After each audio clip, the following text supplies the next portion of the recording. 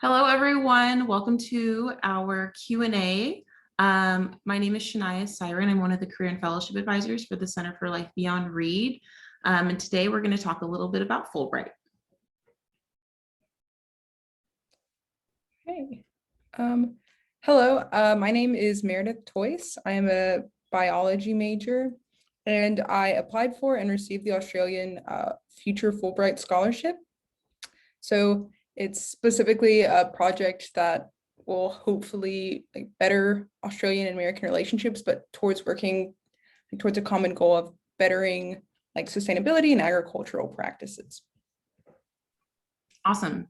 So Meredith, I have 6 questions for you today, and all of them kind of center around your experience with applying to the Fulbright and how your experience might be able to help future applicants in their own process. So my first question for you is, how many hours a week did you spend, off the top of your head roughly, working on your internal and then your external application?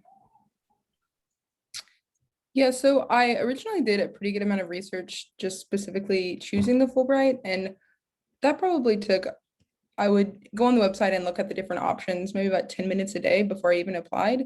And then once I'd found a Fulbright that I was interested in, I then started drafting some personal statement, coming up with project ideas. And I probably worked between half an hour to an hour per day, during the work week, so Monday through Friday. And I think that's probably about the time that I committed throughout the process. Okay. So, and it sounds like by you kind of spacing out the timing throughout the process, it was nice because I know as graduating seniors, sometimes applying to these awards is tricky in your senior year because you're also trying to thesis.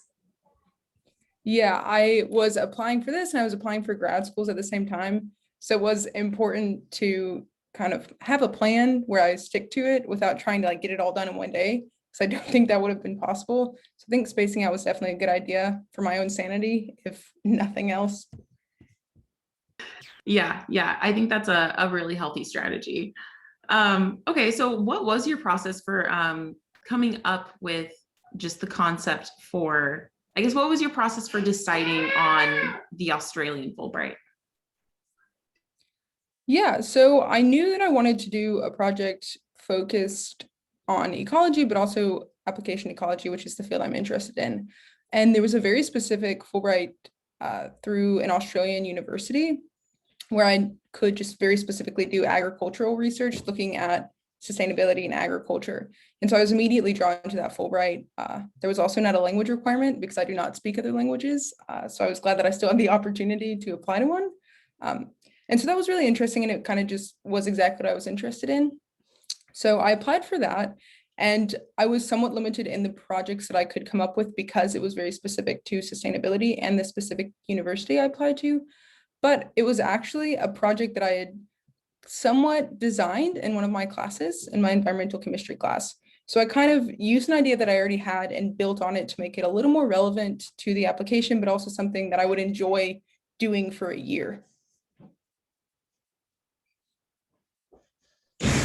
Yeah, and I feel like that's, I mean, your process I think is so valuable just because a lot of students with Fulbright do kind of have a hard time at first deciding on what country, where would I be most competitive, where do I want to live for a year. So I think your process is really valuable for other people to hear about. Okay, next question. So who all did you work with or talk to, get feedback from when drafting your application?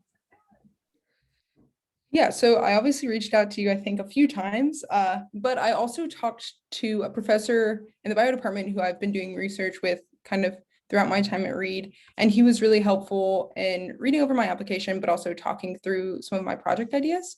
But I also reached out to a lot of the professors at the specific university I'd be working at in Australia. And so I had a lot of meetings with researchers over there talking about what ideas were doable, how I could frame them to maybe be a little more relevant to that institution. And so I ended up talking with just a lot of professors, a lot of researchers to kind of narrow down what I was going to do and the time frame that I could actually do it in. And do you feel like by talking to other folks, it kind of helped for you in drafting that personal statement?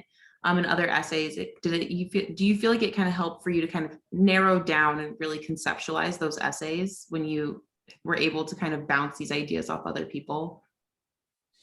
Yeah, I definitely think that helped. And in most cases, the professor or again scientist I was talking to, they would kind of give me pointers of what they would want to see in one of those statements. And so it was helpful to just know what other people would be looking for me to include that in my writing. Yeah, awesome. Okay, so what were some of the greatest challenges of competing in this award process? And some examples can include just like time management, doing your Fulbright interview, conceptualizing your ideas. Yeah, I think honestly, the biggest challenge was definitely the interview. It happened very quickly. I got an email, they set up a time for me, and then I realized it was only going to be like 20 minutes long. And so I had to like study my project, look over it, come up with the big ideas I wanted to talk to. But then the interview went by so quickly, I left it feeling like I didn't really get a chance to talk very thoroughly about my project. It ended up working out, but the interview was very stressful. And I would recommend preparing for it, but also realizing that there's no way you're going to be able to talk about everything you might want to talk about in such a short period of time. Yeah, and the on-campus interviews, I think you are not the only one who shares that.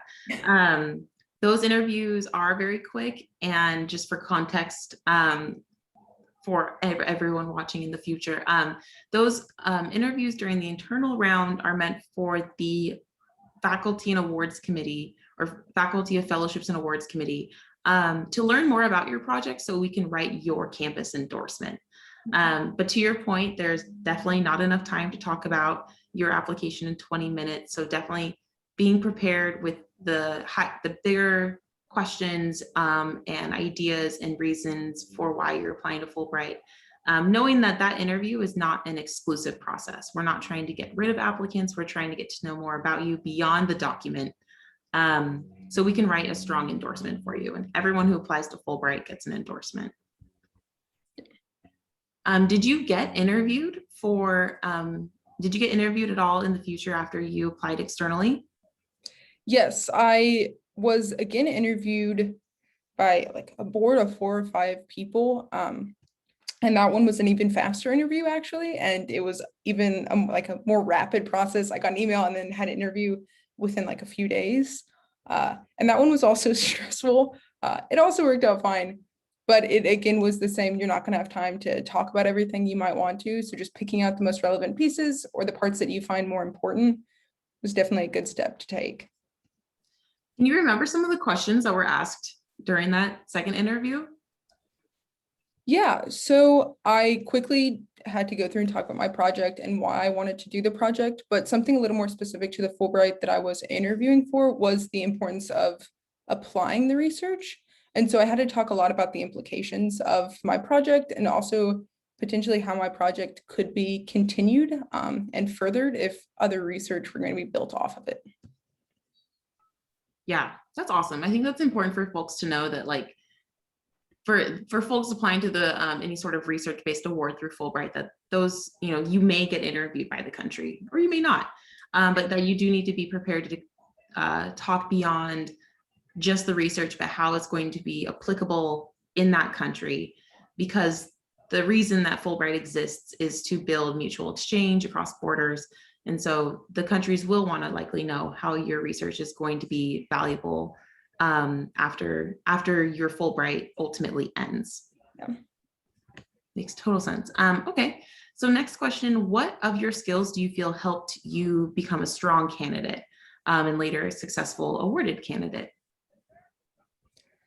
Yeah, so I think my recommendations were pretty good, which I guess was just me like doing classwork and making sure that I took the time to talk to professors and kind of build those relationships. But I also really think having a background in research is maybe what pushed me over the edge a little bit. So I did research in Sam Fay's ecology lab throughout my time at Reed. And I think just having that background of I know how to design a project, I know how to implement a project and how to write about it, I think was really helpful in the application process. Yeah, and Sam Fay used to be on our fellowships and awards committee, so I wouldn't be shocked if he gave you some tips. Definitely. All right. And then what advice would you give any juniors slash, I guess, rising seniors now who may be considering the award? I think going through and taking the time just to look at all the different Fulbrights that you could apply for would be a really great thing to do. I ended up getting a Fulbright that I did not apply for. I applied for a very specific one where they only give like one out each year, and the Australian Fulbright board, they were really nice, and they just kind of they went ahead and threw my name into a different Fulbright like application process. And so it was really great because I think the Fulbright I did get was a good fit for my project. But I think going back through and like taking the time to look at your different options is a good idea, and you might end up finding a Fulbright that is a really, really good fit for you. Yeah, I think that's I mean, that's such great advice. There's so many options and so many countries that are offering general awards to very, very specific narrowed awards. And so I think getting very comfortable with knowing your options is going to help you become a strong candidate if you are applying to a Fulbright that's a better fit. Awesome. Okay. Well, thank you so much. This was a really great Q&A, and also congratulations on your Fulbright. We're so excited for you. Okay. And